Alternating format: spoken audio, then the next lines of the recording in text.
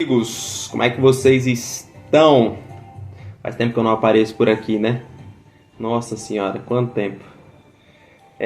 Geralmente não gosto muito de colocar meu rosto aqui, né? Mas estava de besteira essa tarde. Tinha uma meditação montada aqui que há muito tempo já queria colocar no trabalho, eu queria colocar aqui no canal. E como tava com preguiça de montar a pregação aqui, fazer toda aquela edição de vídeo, decidi fazer um videozinho mais curto, um vídeo gravando assim mesmo, que já vai uma coisa mais direta, né, para nós. Para ser um momento também um pouco mais descontraído, claro, não deixando de ser uma mensagem cristocêntrica, mas que seja algo mais suave, para que possa agregar na nossa vida um pouquinho, tornar o nosso dia melhor e nos fazer dar um passo, né, a mais em direção ao nosso Deus. Tá certo? Então vamos lá. A gente vai fazer a leitura do Evangelho de João, capítulo 1, do versículo 35 ao 42. Bom, antes de mais nada, vamos rezar, né?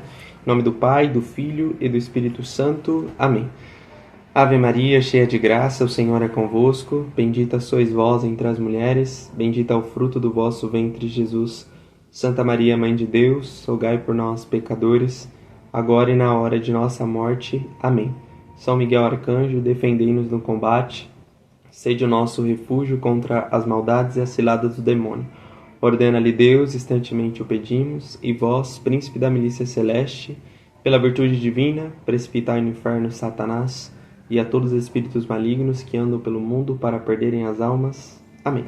Em nome do Pai, do Filho e do Espírito Santo. Amém.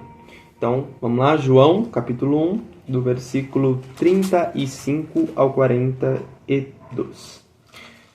Bom, vai dizer assim: no dia seguinte, João se achava lá de novo com 2 de seus discípulos. Ao ver que Jesus passava, disse: Eis o Cordeiro de Deus. Os 2 discípulos ouviram falar e seguiram Jesus. Jesus voltou-se e, vendo que eles o seguiam, disse: Que procurais? Disseram-lhe: Rabi, que traduzido significa mestre. Onde moras? Disse-lhes: Vinde e vede. Então eles foram e viram onde morava, e permaneceram com ele aquele dia. Era a hora 10ª, aproximadamente. André, o irmão de Simão Pedro, era um dos 2 que ouviram as palavras de João e seguiram Jesus. Encontra primeiramente seu próprio irmão Simão e lhe diz: Encontramos o Messias, que quer dizer Cristo. Ele o conduziu a Jesus. Fitando, disse-lhe Jesus: Tu és Simão, filho de João. Chamar-te a Quefas, que quer dizer pedra. Palavra da salvação. Glória a vós, Senhor. Essa palavra ela é muito rica para nós, como toda a escritura, né, da palavra de Deus, da Bíblia. Pode gerar muitos frutos, né, enormes na nossa vida. Mas hoje em especial foi essa passagem. Por que eu destaquei ela aqui, né, para nós fazermos essa meditação no dia de hoje? Bom, primeiramente porque é Jesus mesmo quem diz: Vinde e vede. E esse vinde e vede, talvez muitas vezes por nós, é compreendido de uma forma superficial, é compreendido por nós de uma forma muito rápida, visualmente falando, né? Ou seja, a gente vai lendo de qualquer jeito a palavra de Deus e a gente passa os nossos olhos e a gente não se atenta a cada detalhe daquilo que Deus, na riqueza do Espírito, nos fala, né? Traz a nós.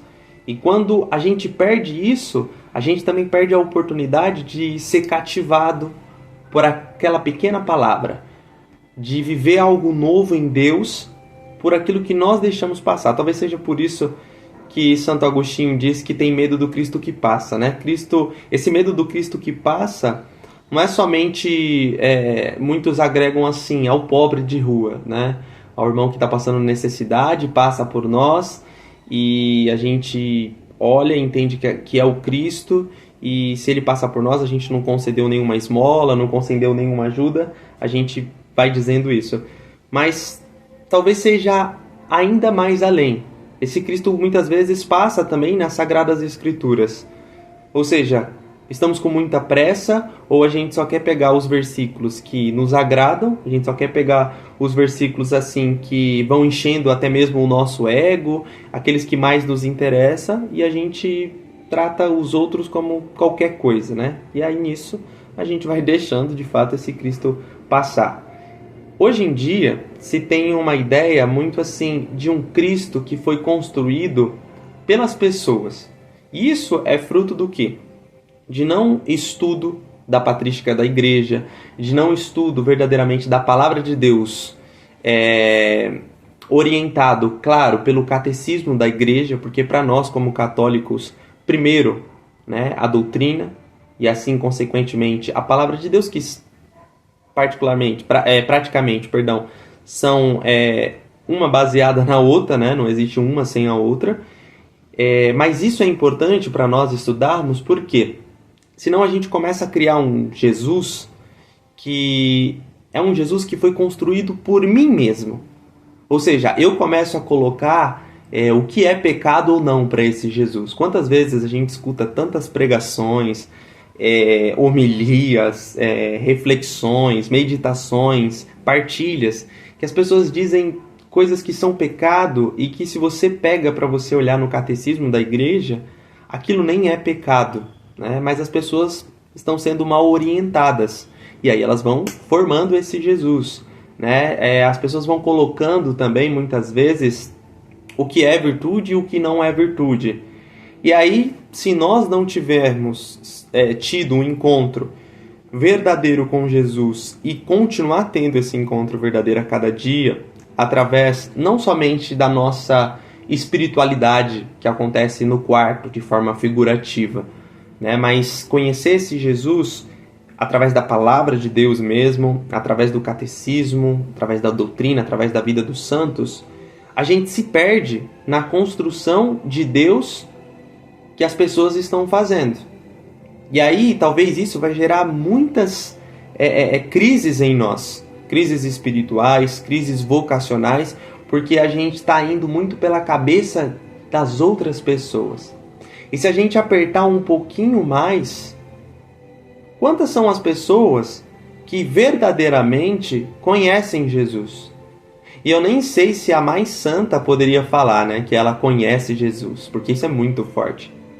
Mas de ela também não se vitimizar e ela se colocar num caminho com autoridade, né, de se colocar e dizer: eu posso não conhecer Jesus como um todo, até porque essa vida é muito limitada, né, a nossa vida humana, mas eu estou no caminho desse conhecimento. E isso já muda toda a nossa vida espiritual, se a gente se coloca no caminho para conhecer Jesus verdadeiramente. Só que tem um preço muito alto quando a gente quer conhecer Jesus de verdade. Porque talvez esse Jesus de verdade, na maioria das vezes, não nos agrade tanto. Talvez esse Jesus de verdade, na maioria das vezes, não vai agir conforme a gente quer que ele haja. E isso pode nos frustrar. É preciso que a gente abandone toda essa história em quadrinhos, toda essa melancolia que a gente criou de que uma vida em Deus vai ser só em ascensão. Porque não é bem assim. Uma vida em Deus vai ter muitos altos e baixos, né? Como toda a construção de um relacionamento. Uma vida em Deus vai gerar muitas crises de fé, existenciais, vocacionais. E quem disse que tudo isso, todo esse sofrimento, se assim a gente pode dizer que isso é sofrimento, eles não são e não estão dentro do plano de Deus para nós? Quem disse que não? Então, quando Jesus, nessa passagem, né, quando ele diz: vinde e vede, é o convite dele mesmo que continua a ressoar para cada um de nós no tempo atual, para que nós possamos ir até o seu coração sagrado e dizer a ele: Senhor, eu quero te conhecer. Senhor, eu desejo conhecer os planos do seu coração para a minha vida. E eu desejo te conhecer também para poder salvar a minha alma, para poder um dia estar na vida eterna com o Senhor. Então, quando nós temos, irmãos, essa atitude, quando nós passamos a tomar uma decisão, claro, diária, mas fundamental, essa decisão primária de se colocar no caminho de conhecer o Cristo, isso vai transformar a nossa vida e isso vai começar a gerar o quê? Amadurecimento na nossa vida espiritual. Porque tem tanta gente que muitas vezes não amadurece espiritualmente, vai continuar sendo a mesma pessoa. E vai continuar fazendo pregação, dizendo para voltar no primeiro amor. Vai continuar cantando, compondo canções para voltar no primeiro amor. Vai continuar fazendo partilhas, meditações, dizendo para voltar no primeiro amor. A gente não volta para nada. O Senhor mesmo diz que aquele que coloca a mão no arado e olha para trás não é digno de mim. Ou seja, aquilo só foi o primeiro passo quando a gente tem um encontro com o Mestre. Ou seja, nós estávamos numa vida morta, né, como diz São Paulo, que o fruto dela, de nós estarmos mortos, foi os nossos pecados. E imagine, você está totalmente frio, você tem um contato, por mínimo que seja da graça de Deus, aquilo extravasa, aquilo muda a direção da sua vida. E isso a gente chama de primeiro amor. E, de fato, é muito importante para nós, nos move, é o nosso ponto de partida, como diz Santa Clara, e ela mesma diz para que a gente não perca esse ponto de partida. Mas lembre-se que você não deve voltar para lá. Muito pelo contrário. Esse primeiro amor foi só a porta do convite de Deus para que você entre no coração dele. Mas a gente entende errado, porque o que acontece? A gente quer ficar sendo toda vez nesse consolo, né, espiritual, a gente quer viver sentindo Deus a todo momento, a gente quer ficar com arrepio, a gente quer ler a palavra e, nossa, aquilo muitas vezes aqueceu o nosso coração. E eu não estou dizendo que com o passar dos anos você não vai se sentir aquecido pela palavra de Deus ou pela Eucaristia que você comunga. Não, mas que esse aquecimento ele não se dá pelo sentimento, mas esse aquecimento ele se dá pela fé. Esse aquecimento se dá pela fé. Ou seja, eu comungo sabendo, sentindo ou não alguma coisa, eu comungo sabendo que é o meu Deus que está ali comigo e através do seu corpo e do seu sangue é que eu sou sustentado. Então, a gente precisa e é convidado a amadurecer a nossa vida espiritual e a gente amadurece conhecendo Jesus. Santa Madre Teresa de Calcutá, ela diz assim, que muitas vezes ela tentou, né, convencer o Senhor da sua alma bagunçada, de que ela tinha suas crises particulares, de que ela, enfim, resumindo, era uma bagunça, né? Mas aí ela continua dizendo, mas o Senhor parece gostar, né, dessa minha bagunça, dessa minha confusão. E é exatamente essa a estrada da vida espiritual. Porque a gente vai tendo muitas crises, né, dentro da nossa vocação, crises de fé, que é para o nosso crescimento, e isso vai gerando bagunça em nós. Mas nós temos que passar por todas essas etapas para que a gente suba um degrau, para que a gente dê um passo em direção a Deus. Santo Agostinho diz que quando a gente dá um passo em direção a Deus, Deus dá 7 passos em nossa direção. Então isso é de suma importância, que mesmo com toda a nossa bagunça, entrando dentro dela, a gente possa olhar para o alto e ver Deus. E vendo Deus, a gente não desistir no meio de todas as nossas dificuldades que nós temos. Dificuldades com as coisas do mundo, dificuldade com as coisas diabólicas, mas principalmente dificuldades conosco, com nós mesmos, de tudo aquilo que a gente gera. Perceba que a mesma Santa Madre Teresa de Calcutá diz também que nunca se tratou entre você e as pessoas, sempre se tratou entre você e Deus. E hoje, isso é legal falar, hoje a gente vive a nossa vocação, a gente vive os nossos chamados, a gente vai construindo a nossa vida espiritual baseado no que os outros estão falando. baseado na opinião dos outros. Quantas vezes a gente muda o nosso ministério, a gente muda a forma de pregar, a gente muda a forma de cantar, a gente muda a forma de compor, a gente muda a forma de dançar, de tudo isso, não por uma coisa assim que era pecado e eu mudei, isso não era legal e eu mudei, mas por conta da opinião das pessoas. E a gente vive aprisionado a isso. A gente vai tentando ser outra pessoa. E isso é ruim, não só para o nosso ministério, isso é ruim para a nossa vida espiritual, porque mostra o quão longe a gente está de Deus. Eu separei uma coisa bem interessante aqui, outra passagem, tá? Que está lá em Mateus, no capítulo 11, que Jesus fala de João Batista. Ele diz assim, ó, João veio, Mateus 11, no versículo 28 e 19. João veio e ele não bebia e não comia. E disseram, ele está possesso de um demônio. O Filho do Homem vem, come e bebe, e dizem, é um comilão e beberrão, amigo dos publicanos e dos devassos, mas a sabedoria foi justificada por seus filhos. Veja, Jesus está falando aqui que João, vivia daquele jeito único dele, comendo garfanhoto, vivia no deserto, como a gente sabe, e as pessoas falavam dele, as pessoas criticavam João. Você é isso, você é aquilo, você é perturbado, você é maluco, você é louco, e tal, e tudo mais. E aí vem Cristo, Jesus, e ele bebe, ele come, ele dança no meio do povo, ele se diverte, e as pessoas vão continuar falando coisinhas a respeito dele. Ou seja, independente da forma que você vai provocar as pessoas. Independente da forma que você viva, as pessoas sempre vão ter alguma coisa para poder falar ao seu respeito. Mas uma coisa nós devemos estar convictos. Primeiro, uma coisa não, Então aí já entra algumas questões. Mas algumas questões que nós devemos estar convictos. A primeira, de que é Deus que nos chamou e não as pessoas. Segundo, de que nós cumprimos o que Ele nos pede e não o que as pessoas nos pedem. E terceiro, que nós o buscamos e não buscamos as pessoas.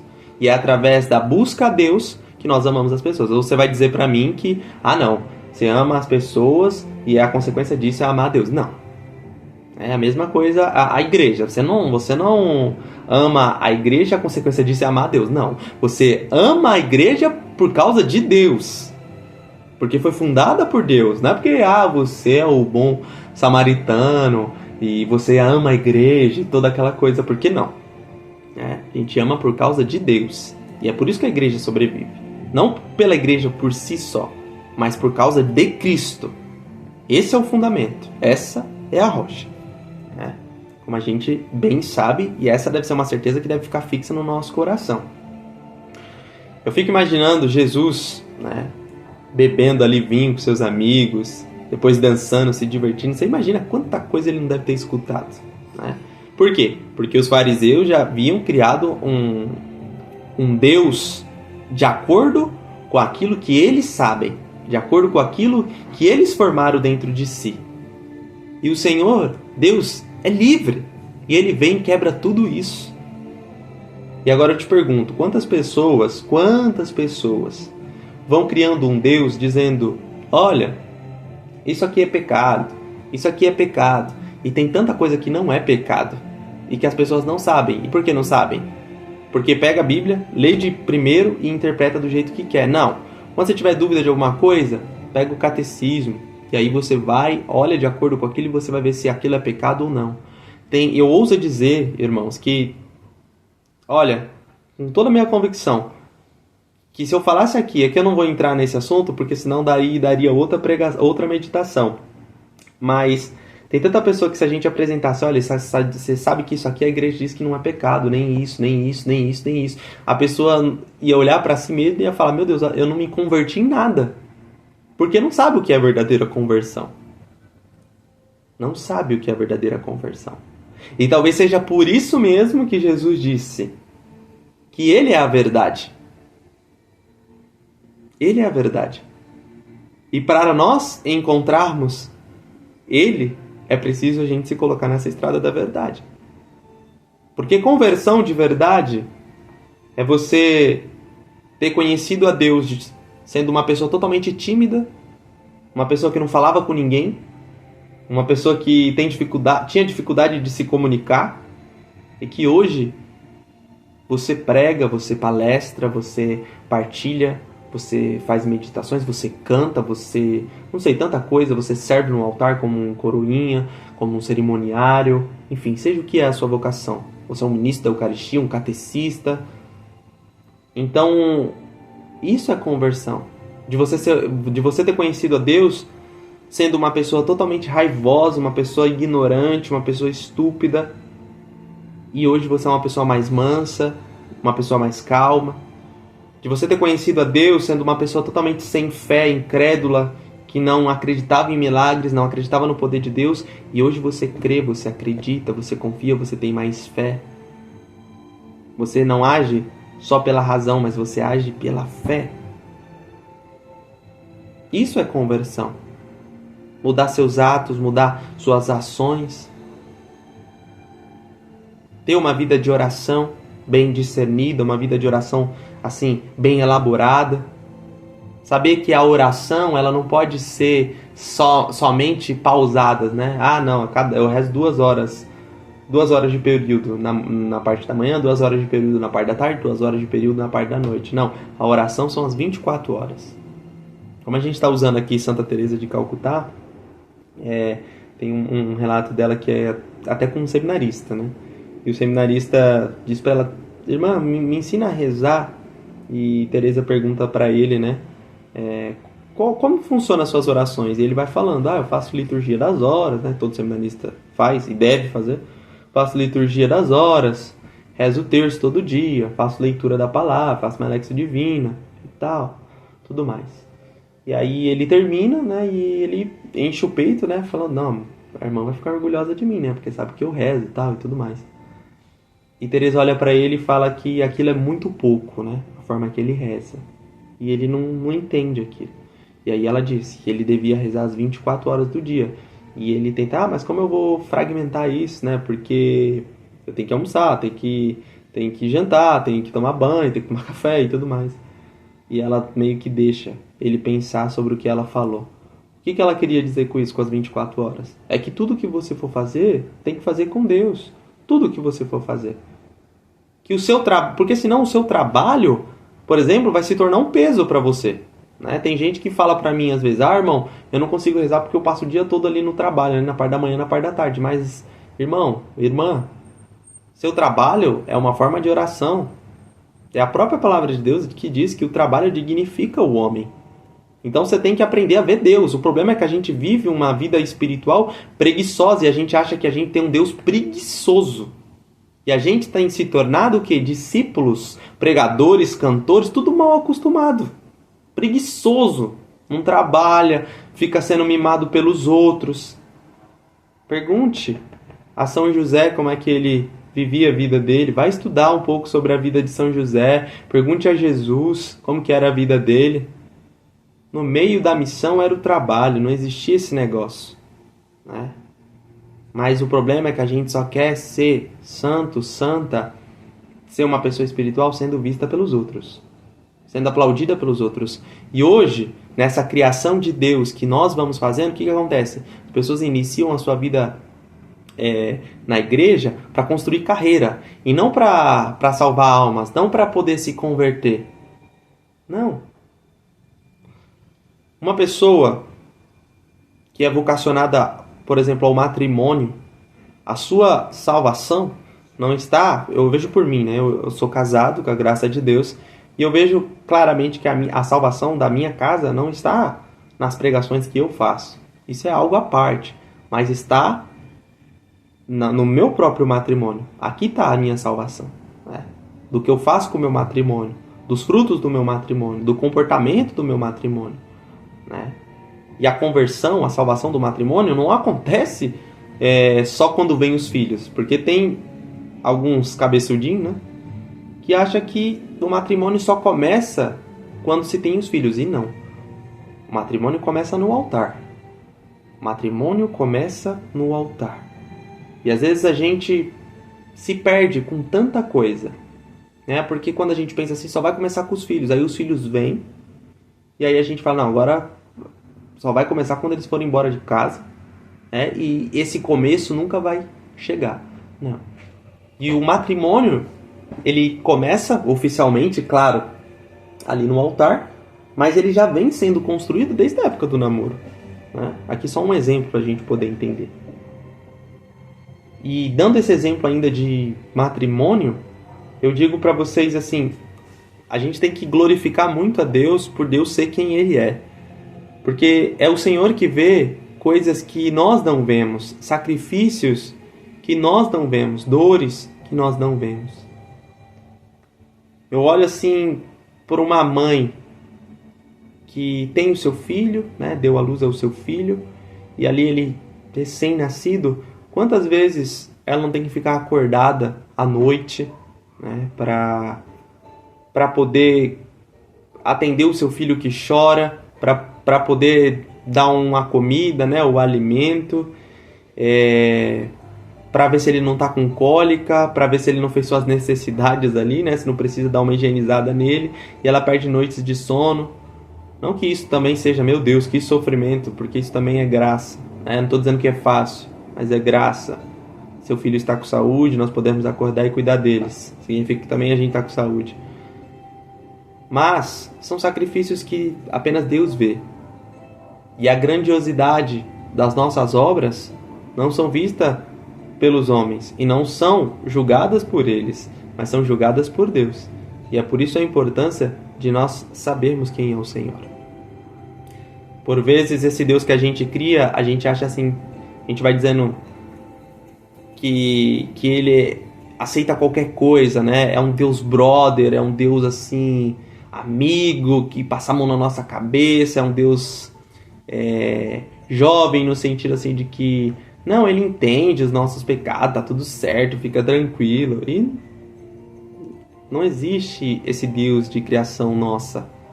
Existe um único Deus, que é aquele que a igreja nos oferece. E as palavras do Senhor são muito fortes.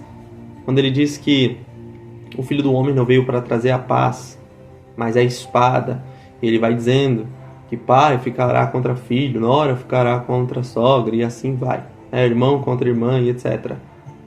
Por quê? Porque muitas vezes a palavra de Deus vai causar divisões. Ela causa divisões na nossa sociedade. Por que ela não causaria divisões na sua casa? Às vezes você quer viver uma vida em Deus, você teve um encontro e sua família não. Imagina a loucura que é você rezando e vai incomodando as pessoas e começa aquele debate, toda aquela coisa, né? Então por isso que a nossa rocha, por isso que nós precisamos estar firmes no Senhor, para que a gente não o abandone. Então, como eu disse no começo dessa meditação, por trás das cortinas, ninguém vê o que se passa na sua vida, na sua história. As pessoas só vão ver na hora do show, né? As pessoas só vão ver quando você está ali, posto, para que elas se olhem. Mas o sofrimento que você passa atrás da cortina, esses só são observados por Deus.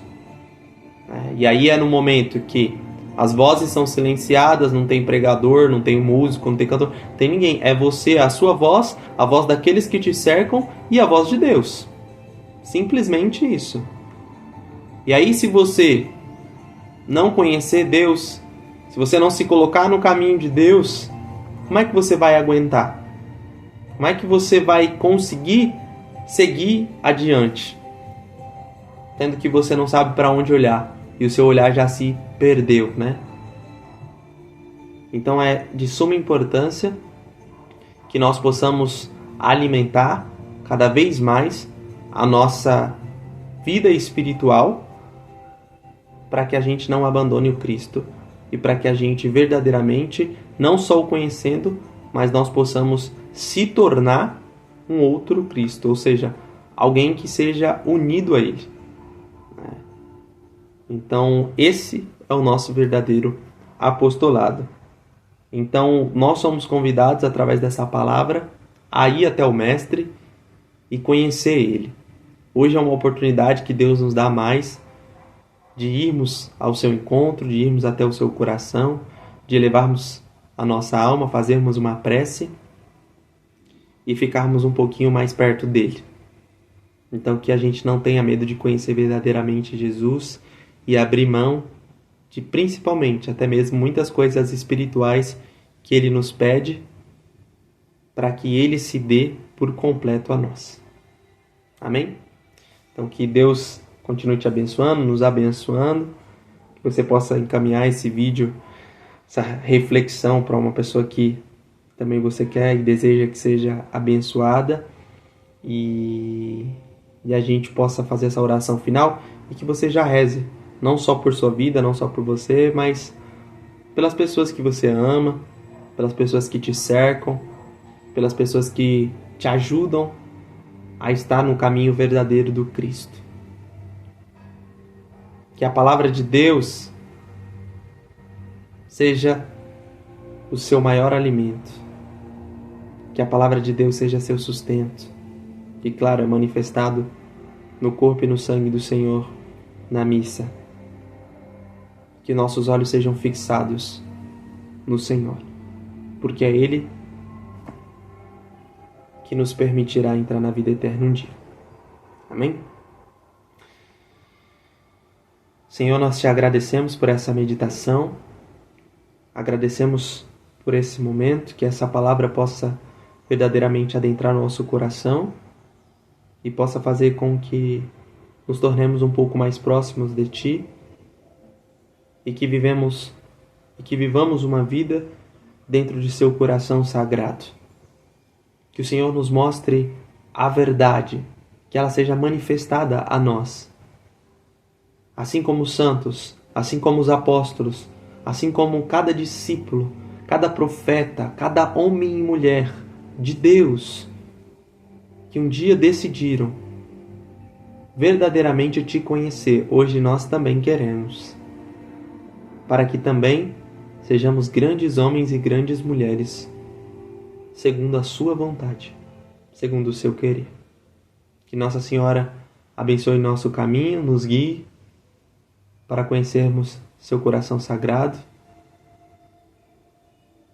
e a sua providência que sempre nos sustenta. Amém.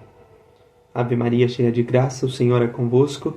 Bendita sois vós entre as mulheres, bendito é o fruto do vosso ventre, Jesus. Santa Maria, Mãe de Deus, rogai por nós, pecadores, agora e na hora de nossa morte. Amém. Estivemos unidos na graça de Deus, que é Pai, Filho e Espírito Santo. Amém. Um abraço.